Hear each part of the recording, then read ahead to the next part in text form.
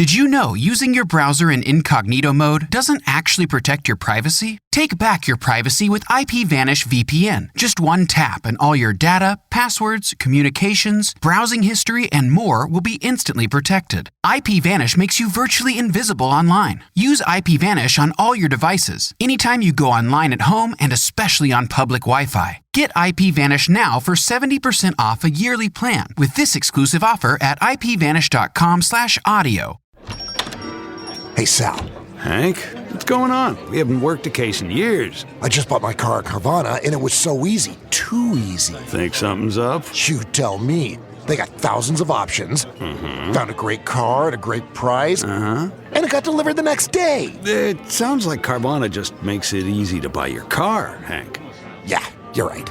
Case closed. Buy your car today on Carvana. Delivery fees may apply. Did you know we have completely ad-free early access to all of our episodes? Well, we do. Not only that, but we have dozens of bonus episodes waiting for you. Head on over to patreon.com/ghosttownpod, and you can check it out for 7 days absolutely free. That's patreon.com/ghosttownpod. A Poetic Injustice. I'm Jason Horton. I'm Rebecca Lieb. And this is Ghost Town.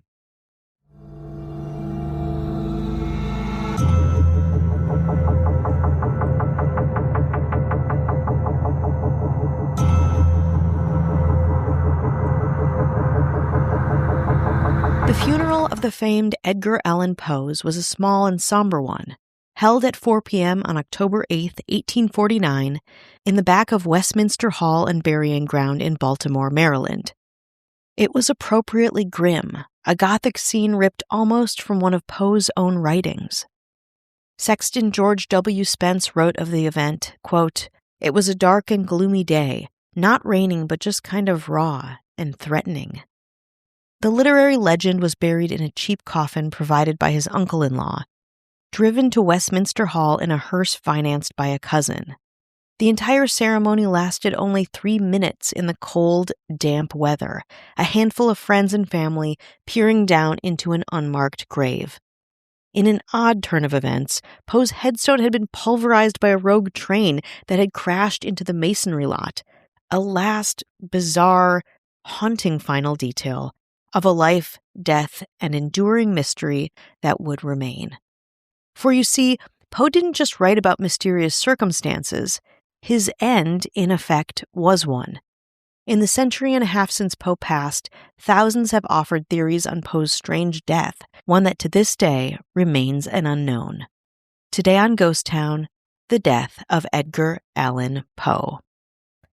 Born on January 19, 1809 in Boston, Edgar Allan Poe was the second child of actors who were absent most of his life. His father left the family in 1801, and his mother died the following year. Poe was adopted at age 10, grew up in Virginia, and attended the University of Virginia for a bit before leaving due to lack of money. In 1827, he enlisted in the United States Army, where he published his first collection, Tamerlane and Other Poems, which was credited not as Poe's name, but just as, quote, a Bostonian. Poe then failed as an officer cadet at West Point, declared his intention to become a writer, and did that, moving between several cities, including Baltimore, Philadelphia, and New York. His career took off. In January 1845, he published his poem, The Raven, to instant success. Poe became widely regarded as one of the central figures in the Romantic and Gothic fiction movement, a huge influence on American literature, and credited as one of the country's first successful practitioners of the short story, a pioneer of the detective fiction genre, and a contributor of the emergent literary genre of the time, science fiction. He is, and this, seems very notable, is the first well-known American writer to earn a living exclusively through writing, which resulted in a financially difficult life and career. Poe's writing would see itself through substance abuse, mental illness, cholera attacks, hallucinations, gambling debts — he had a massive gambling problem — and overall difficulties relating to others. This is where we find Poe at age 40 on October 3rd, 1849. On this date, Poe was found semi-conscious in Baltimore by a journalist from the Baltimore Sun named Joseph W. Walker. Some accounts say that he's a journalist, other that he worked close by. It's hard to say. We're going to go with journalist. Walker found the poet on the street near a pub called Gunner's Hall, wearing someone else's soiled, shabby clothes. Poe was not coherent long enough to explain too much about where he was and why he was wearing someone else's used clothing, but he is said to have repeatedly called out the name Reynolds, though it's unclear to whom he was referring. He did tell Walker that he had left Richmond, Virginia almost a week before, bound for Philadelphia to edit a book for a poet. A delirious Poe asked the journalist to contact Joseph E. Snodgrass, a real name, and a magazine editor with medical training. Walker sent a letter, an urgent letter, requesting help to Joseph E. Snodgrass, saying, quote, "Dear Sir, there is a gentleman rather the worse for wear at Ryan's 4th Ward polls, who goes under the cognomen of Edgar A. Poe, and who appears in great distress, and he says he is acquainted with you, and I assure you he is in need of immediate assistance. Yours in haste, Jos W. Walker." Snodgrass later claimed that the note said Poe was, quote, "in a state of beastly intoxication." And I can't say I know the timeline on this per se, but Snodgrass arrived maybe soon after. It's hard to say how fast the letter got to him, by like emergency horse-drawn carriage or something, I don't know. Anyhow, Poe was still there in the same state as detailed in the letter. Snodgrass describes Poe's appearance as, quote, repulsive, with unkempt hair, a haggard, unwashed face, and, quote, lusterless and vacant eyes. His clothing, Snodgrass said, which included a dirty shirt but no vest and unpolished shoes, was worn, not his, and did not fit well. Snodgrass brought Poe to Washington College Hospital, where he was denied any visitors and confined to a small room with barred windows, a room in the section of the building reserved for people who were extremely intoxicated. Poe lapsed in and out of consciousness and was sometimes violent. At the hospital, Poe's attending physician, John Joseph Moran, gave his own detailed account of Poe's appearance on the day of admission. He said he, quote, wore a stained, faded old bombazine coat, pantaloons of a similar character, a pair of worn-out shoes run down at the heels, and an old straw hat.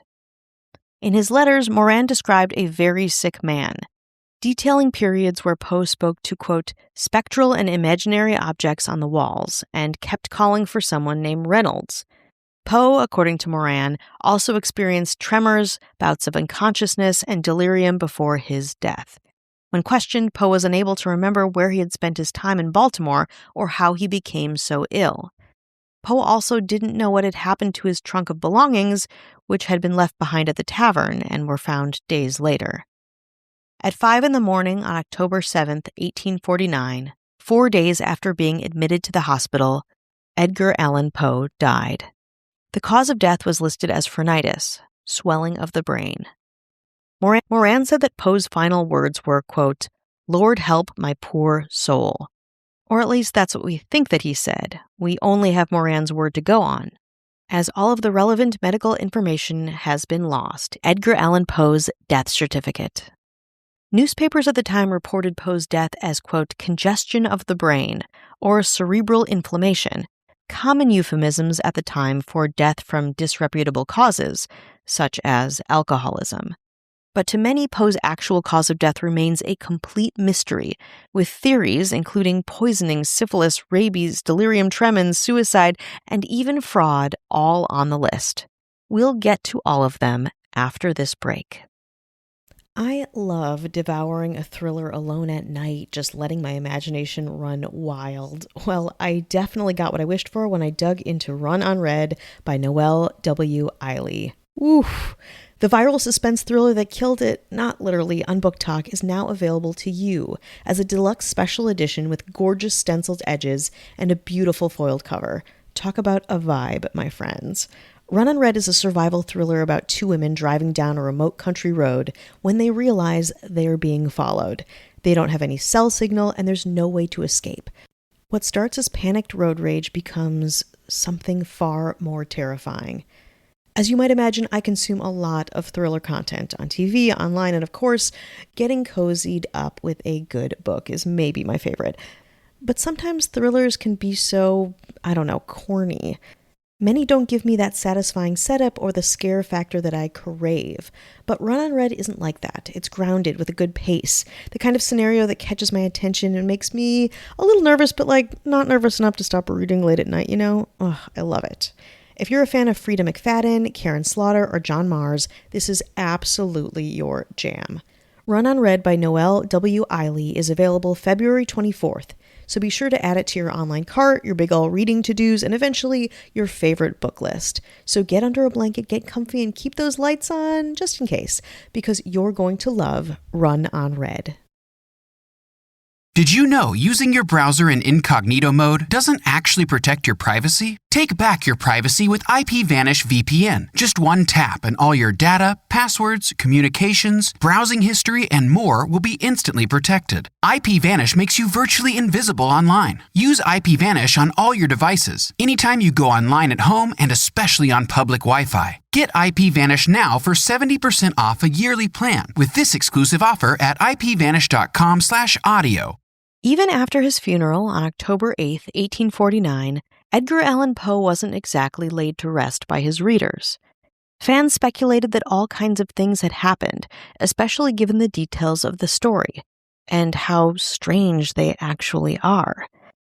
Let's go through some of the details that just don't make sense. First, of course, there's the obvious, his drinking. Poe famously had a problem processing alcohol, but not a problem getting his hands on it. A temperance activist, Snodgrass blamed the writer's death on liquor in speeches nationwide he gave after Poe's death. Yet, Poe's attending physician, Dr. John J. Moran, published a pamphlet claiming a, quote, perfectly sober Poe did not smell of alcohol when admitted to the hospital and refused it when it was offered, drinking only water. That said, Moran, who became a star on the speaking circuit with his colorful accounts of the poet's death, has kind of discredited himself in the eyes of historians with his widely varying reports of what Poe said and did in his final days. So there's that. Then there's the name that Poe keeps shouting out for, Reynolds. No one has ever been able to identify the person to whom he referred.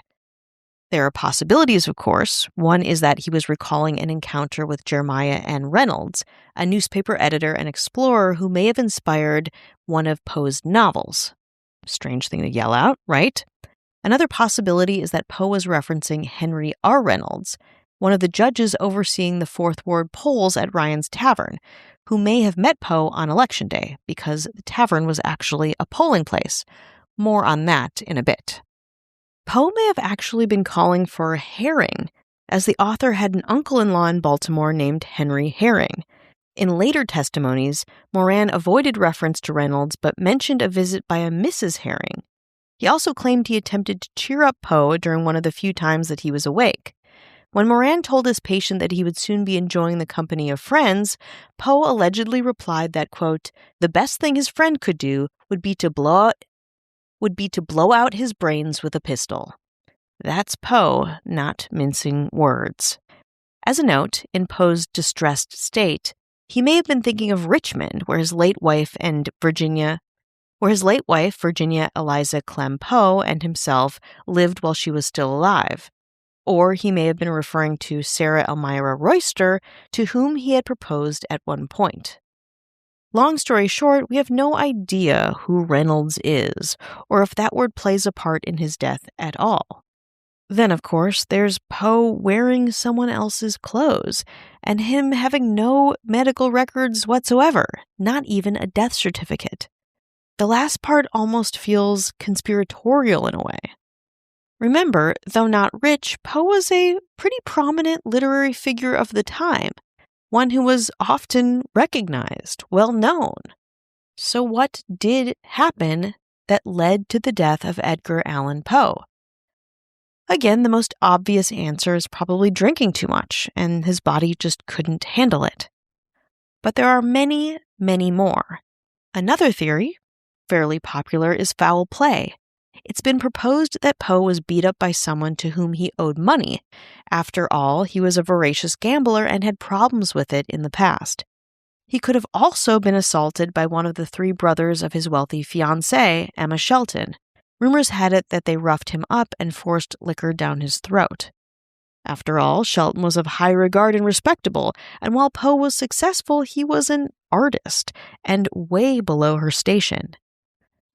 Moran, while he was doing his Celebrity Why My Famous Patient Edgar Allan Poe Died publicity tour, said that actually Poe fell prey to what was called cooping, a shockingly common practice whereby one is drugged, put in different clothes to disguise their identity, and forced to vote several times in different elections. This theory gets a bit more water when history tells us that Gunners Hall was actually a polling site in a local sheriff's election being held the night that he was found.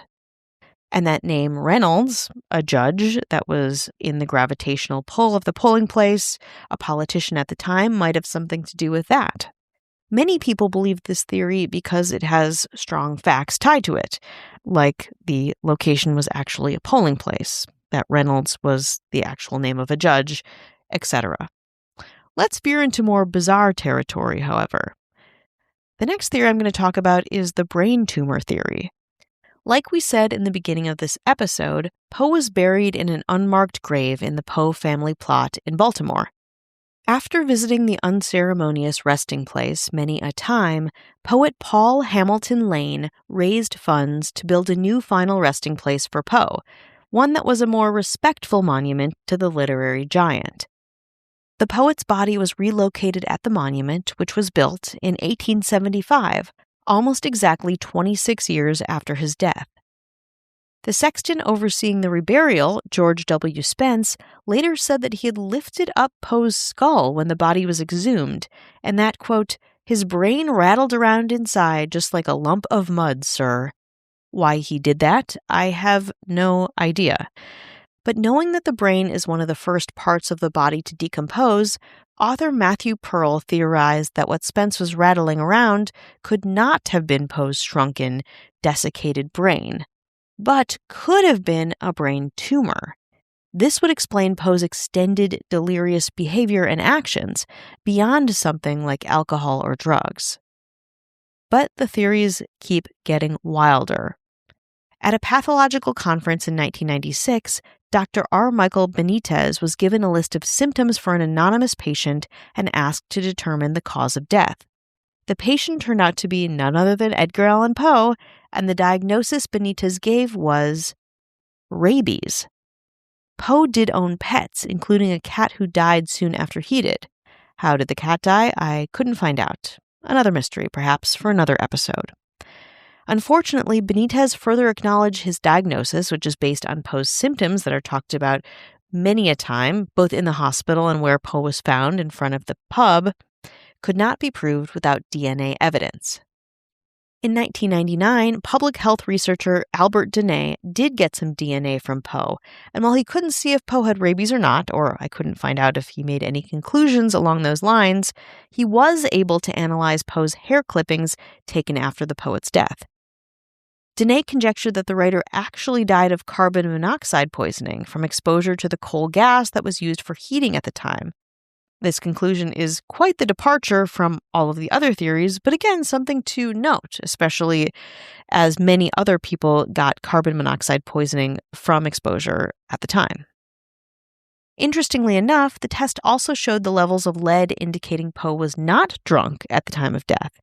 The DNA test also showed elevated levels of mercury, leading Chris Sepner of the Poe Museum in Richmond to propose that Poe had died of the mercury chloride prescribed after he was exposed to a malaria epidemic 3 months before his death. Still, the mercury found was 30 times below levels consistent with that, so just another rather thin theory. Of course, the cause of the poet's death could also be not so exciting, dare I say it. Apparently, Poe was not feeling well before setting out from Richmond for Philadelphia, and both his fiancée and his doctor there advised him not to go. So it could have just been encephalitis or meningitis, or even just the flu. Author Matthew Pearl believes the mystery of Edgar Allan Poe's death will never fully be solved. Quote, I think an exhumation could answer questions using forensic analysis, but there's no way it will really happen. And even if it somehow did, any analysis would probably raise as many questions as propose answers. If we want to thank anyone for the enduring mystery of Poe's death, and, this episode, it's probably his doctor, John J. Moran. Moran published claims and went on speaking tours during the 1870s and 1880s, revealing on his tours and in his claims lots of contradictory information, theories, and generally fanned the fire of the mystery. Poe's cause of death really could have been so many things: alcohol, rabies, gambling, a voting scheme, a brain tumor, an angry group of soon-to-be in-laws, or who knows? The ambiguity remains as strange as fiction and as enduring as the Raven, a captivating facet of one genius poet, buried in an unmarked grave.